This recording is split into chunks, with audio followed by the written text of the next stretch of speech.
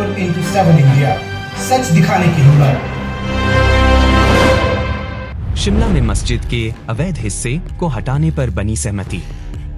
शिमला के संजौली एरिया में एक मस्जिद के अवैध हिस्से को लेकर तनाव बना हुआ है। इस बीच हिमाचल प्रदेश के पंचायती राज मंत्री अनिरुद्ध सिंह और लोक निर्माण मंत्री विक्रमादित्य सिंह ने गुरुवार को बताया कि मस्जिद समिति के प्रतिनिधि उस पूरे हिस्से को सील और यहां तक कि गिराने पर भी सहमत हैं। दोनों मंत्रियों ने गुरुवार को संयुक्त प्रेस वार्ता में बताया कि मस्जिद प्रबंधन समिति के अध्यक्ष मोहम्मद लतीफ और वक्फ बोर्ड के सदस्य मौलवी शेजाद ने मस्जिद समिति के बाकी प्रतिनिधियों के साथ शिमला नगर निगम के कमिश्नर को पत्र सौंपा है। पत्र में उन्होंने बताया है कि वो मस्जिद के अतिरिक्त हिस्से को गिराने पर तैयार हैं।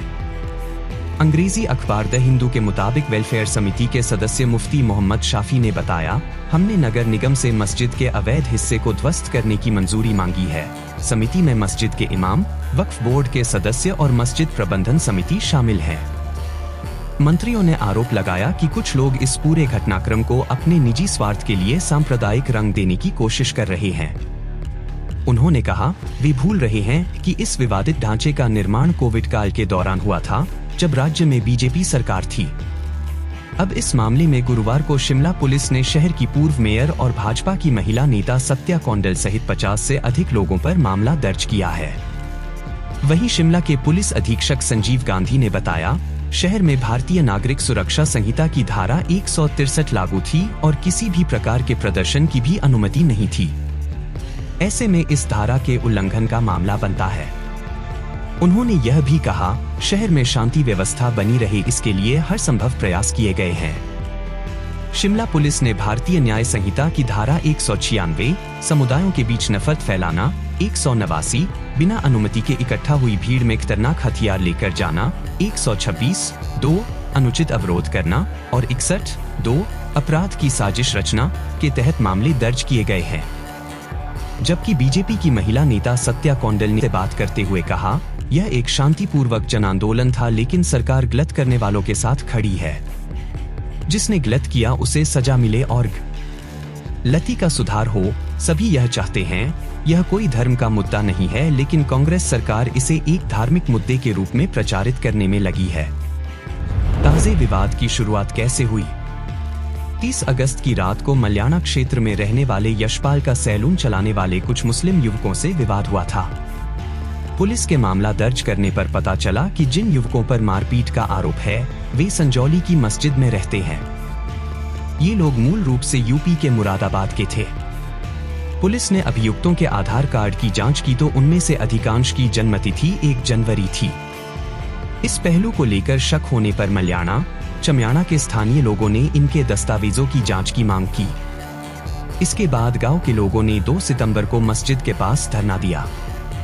इस दौरान मस्जिद के अवैध निर्माण का मुद्दा भी उठा। स्थानीय लोगों का मस्जिद को गिराने को लेकर प्रदर्शन इतना तीव्र हुआ कि 11 सितंबर को इस प्रदर्शन पर काबू पाने के लिए पुलिस को बल प्रयोग करना पड़ा। कुछ विश्लेषकों का दावा है कि विरोध प्रदर्शन को राज्य की विपक्षी भारतीय जनता पार्टी का समर्थन हासिल है। हालांकि भाजपा इस मामले में चुप्पी साधे बैठी है। हालांकि प्रदर्शन खत्म होने के बाद पूर्व मुख्यमंत्री जयराम ठाकुर ने इंदिरा गांधी मेडिकल कॉलेज पहुंचकर प्रदर्शन में चोटिल हुए लोगों का कुशल क्षेम पूछा और सरकार की निंदा की। इस मामले में शिमला नगर निगम का साल 2010 से मस्जिद चलाने वाली समिति से विवाद चल रहा है। साल 2022 में इसमें वक्फ बोर्ड का नाम जोड़ा गया। शिमला नगर निगम के आयुक्त की अदालत में इस मामले की अगली सुनवाई 5 अक्टूबर को होनी है। विधानसभा में उठा मुद्दा। वैसे यह मामला तब राष्ट्रीय स्तर पर सुर्खियों में आया जब कांग्रेस की राज्य सरकार के ग्रामीण विकास मंत्री अनिरुद्ध सिंह ने इस मामले को विधानसभा में उठाया।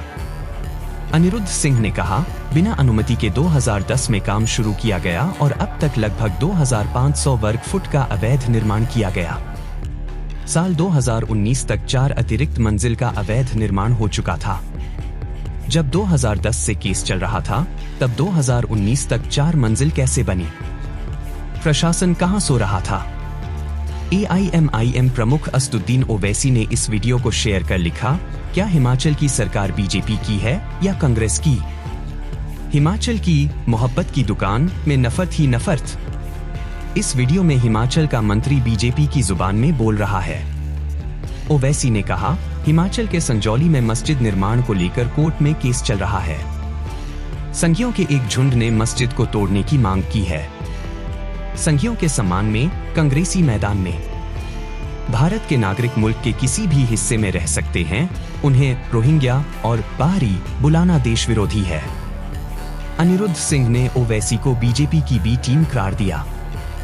वो बोले, बात कानून के पालन की है और कांग्रेस एक धर्मनिरपेक्ष पार्टी है। वहीं लोक निर्माण और शहरी विकास मंत्री विक्रमादित्य सिंह ने कहा, कानून के हिसाब से कार्रवाई होगी। सभी को शांतिपूर्वक प्रदर्शन करने का अधिकार है। अगर ये भवन अवैध पाया गया तो निश्चित रूप से गिराया जाएगा। पूरे मामले में जिम्मेदारी किसकी? सामाजिक कार्यकर्ता सुशील कुमार गौतम ने कहा, जब से यह मामला शुरू हुआ तब से शिमला नगर निगम सत्ता में बीजेपी, कांग्रेस और वामपंथी रहे। राज्य में बीजेपी और कांग्रेस की सरकार रही, कई अधिकारी बदले गए, लेकिन इस ओर किसी ने ध्यान नहीं दिया। किसे दोष दिया जाए? इस मामले में वर्तमान सरकार त्वरित कार्रवाई करके एक उदाहरण पेश कर सकती है। गौतम ने बताया, बीते सालों में शिमला नगर निगम में 5 मेयर, 8 आयुक्त और 10 आर्किटेक्ट रहे, जिन पर अवैध निर्माण को रोकने का जिम्मा था। शिमला नगर निगम की परिधि में निर्माण के लिए अनुमति लेना और भवन का नक्शा तय नियमों से पास करवाना अनिवार्य है। शिमला में 3.5 मंजिल तक के भवन बनाए जा सकते हैं, लेकिन उसके लिए पहले नक्शा पास करना जरूरी है। इस मामले में ऐसा नहीं हुआ। शिमला नगर निगम के एक अधिकारी ने बताया कि यह साफ नहीं है कि निर्माण किसने करवाया। वक्फ बोर्ड के अधिकारी कुतुबुद्दीन ने कहा, मस्जिद का प्रबंधन देखने वाले लोगों ने निर्माण करवाया था, अब उन लोगों को हटा दिया गया है। मस्जिद का काम नई संचालन समिति देख रही है। हिमाचल प्रदेश के पुलिस महानिदेशक अतुल वर्मा ने कहा, प्रदेश में कानून व्यवस्था बनाए रखना प्राथमिकता है और उसके लिए हर संभव प्रयास किया है।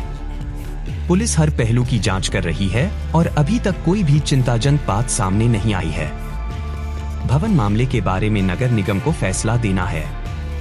इस बीच अवैध निर्माण को सील करने और उसे गिराने के लिए मस्जिद की प्रबंधन कमेटी, मुस्लिम वेलफेयर कमेटी के सदस्यों ने गुरुवार को नगर निगम कमिश्नर से मुलाकात की और मस्जिद का अवैध निर्माण खुद गिराने की अनुमति मांगी है।